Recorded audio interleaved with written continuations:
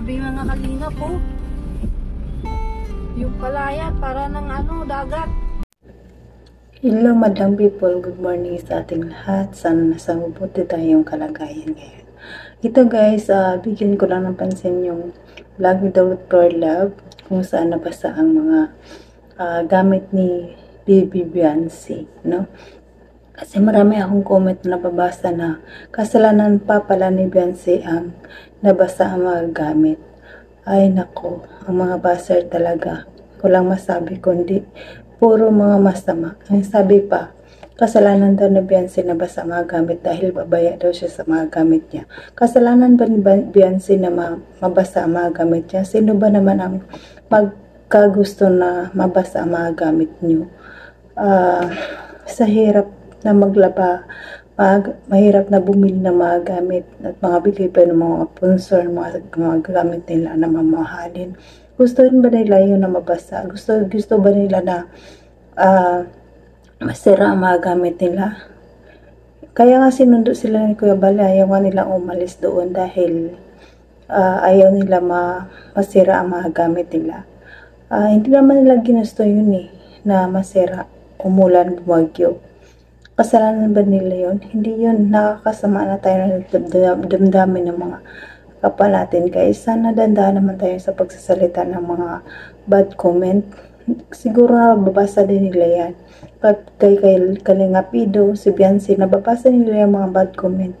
Kunwari hindi sila nasasaktan pero sa loob nila nasasaktan din sila.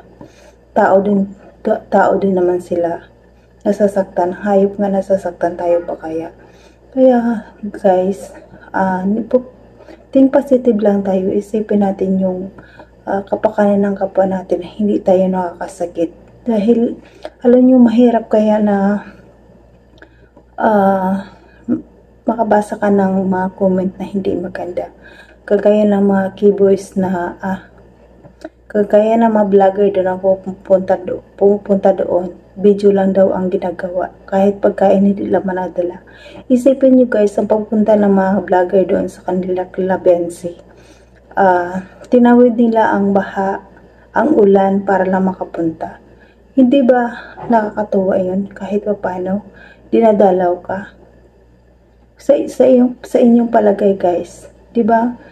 Nakaka-touch nga yun kahit papano, kahit umulan, bumagyo, bumaha, nandun sila, chinichika kung okay ka. Tapos mga masama pang mga comment. Ano ba ang dapat gawin na para hindi kayo maging masama sa kapwa nyo? Ang mga baser, dapat negative lang tayo. Isipin natin kung para sa sarili natin, sa ating mangyari yun, mabasa ang mga gamit sa bahay nyo. Ginusto mo ba yun? Di ba hindi? Ang sakit naman, grabe. Kasalanan pa pala ni Beyonce yun nabasa ang mga gamit niya. Sila isipin natin yung mga sinasabi na hindi tayo makakasama sa kapwa natin guys. Kaya mahirap din yun guys. Kahit na kunwari hindi sila nasasaktan. Nasasaktan sila. Hindi lang nila pinapakita sa atin. Grabe guys, sa paglabasa ko yung comment na yun, talagang iba. Pagkagising ko, yun ang basa ko. Ang sama. Kahit nasasakyan ako, niisip ko, grabe naman to ng comment na kasalanan pa ni Beyonce. Nababasa ang mga gamit dahil sa kapabayaan. Hindi nila ginusto yun guys. Kung sa'yo mangyari yun. Isipin mo, hindi pa ngayon nangyari sa iyo nagsabi na ganun na pabaya si Beyonce sa mga gamit. Sana balang araw mangyari sa iyo yun para alam mo kung gaano kasakit, gaano kahirap, gaano nila pinahalagan yung gamit nila. Hindi nila gusto niya guys na masira ang bubog nila at tumulo at nabasa ang mga gamit nila. Hindi niya kasalanan yun. Kaya dandan tayo sa pagsasalita natin guys. Dapat nag-comment ka, free mo, mag-pray ka sa mga lahat ng mga tao na napinsala ng bagyo. Mas matuwa pa sa iyo ang mga tao sa pagbasa ng comment mo kaysa nabas mo sa mga ng comment mo. Maraming magagalit sa iyo. Ikaw, ang mga nagka-comment at re-reply ang mga comment mo ng masama. Hindi ba nasasaktan ka? sana dandaan naman tayo guys. No? Sana susunod isipin natin.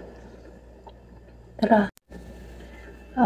Kaya hanggang dito na lang guys ang aking komento sa sama ng loob ko sa mga nagbabasa ko. Dahil hindi ko kaya guys na ganun na ibabas lang natin si Beyonce na kasalanan niya. Hindi ganun yun. Dapat ipasa Diyos na lang natin ang lahat. No? Hindi niya kasalanan. Sa totoo, hindi niya kasalanan. Wala siyang kasalanan dito. Gusto niya ba niya magbagyo? Hindi naman yata. No? Kaya hanggang dito na lang guys. Ako pala sa Jasmine05 channel. Sana supportahan nyo rin guys ang aking channel. Appreciate ko po yung lahat guys ang panonood nyo. Maraming salamat sa inyo. Don't skip ads guys. Para malaking tulong ito sa mga kalingap. Kaya Kuya Bal, Kalingap Rab, Ate Edna Vlog, Jack Tapia Matubang, Kalingap Ido, supportan natin guys. Marathon natin lagi ang kanyang video para malaking tulong ito sa kanyang beneficiary. Nandyan din po yung Keyboy, supportan din natin sila guys. Kaya guys, let's go. Panoorin natin ng video. Tara, let's go. 1, 2, 3, go. Basang-basa talaga.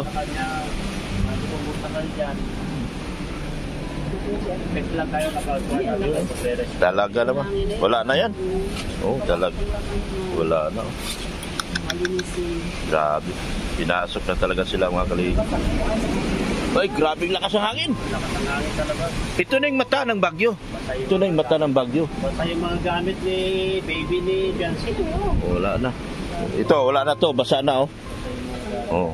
Oh, mga tita, may kasalanan kayo. Pero wag na muna kayong bumili dito kung dito rin lang ilalagay. Kasi pag naulan, basa uli. Tapusin na yung bahay. Tapusin. Gamit sa loob. Oo. Grabe, oh. Basta na yung mga Ginawa ni Paddy, oh. Saan si Paddy? Nag-ano pang tubig at walang tubig. Walang tubig. Kaya pa wala yung tricycle nagigib. dito pala sila natulog. Grabe mga kalingap. Sabi, lakas ng ulan dyan sa Lakas. Si Ido, basang-basa na po. Wala na, di na may tsura si Ido mga kalingap. Ayan po, oh. Wala na, kawawa na si Ido. Ay, nako. Espiritu Santo, magbinutan ka, day. Nabasa na po si Ido mga kalingap. Yan, oh, giniginaw. Ginaw na po. Giniginaw na. Naku, kailangan na itong yakapin ni Beyonce si Ido. Giniginaw na. Grabe, oh. Tatangkalan po dyan ako. Ha? Yan, oh. Gamit mo, basa na, oh. Kaya ayusin ko po yan. Wala na, eh. Yung titaping provido, yung spandrel natin. Ay. Oh. Oy, Mami Rixie. Oh. Oh, Sir Leo D. Ay, may... Sabi ko nga sa linggo, baka langanin tayo. May bagyo, eh. Alanganin, baka di tayo magkano dito. Wala na, eh. Basang-basa sila mga kalingap. Dito na lang guys. Bye-bye sa inyong lahat. Huwag natin kalimutan suportahan ang ama ng Kalingap, Bal Santos Matubang, Ate Edna Vlog, Kalingap Rab, at Ate Edna Vlog, Jack Tapia Matubang, Kalingap Ido. Suportahan natin sila guys para malaking tulong ito sa kanya. Lagi nating marathon guys ang kanilang mga video. Din po ang mga keyboys, mga charity vloggers, ang mga rectors, supportahan natin sila guys.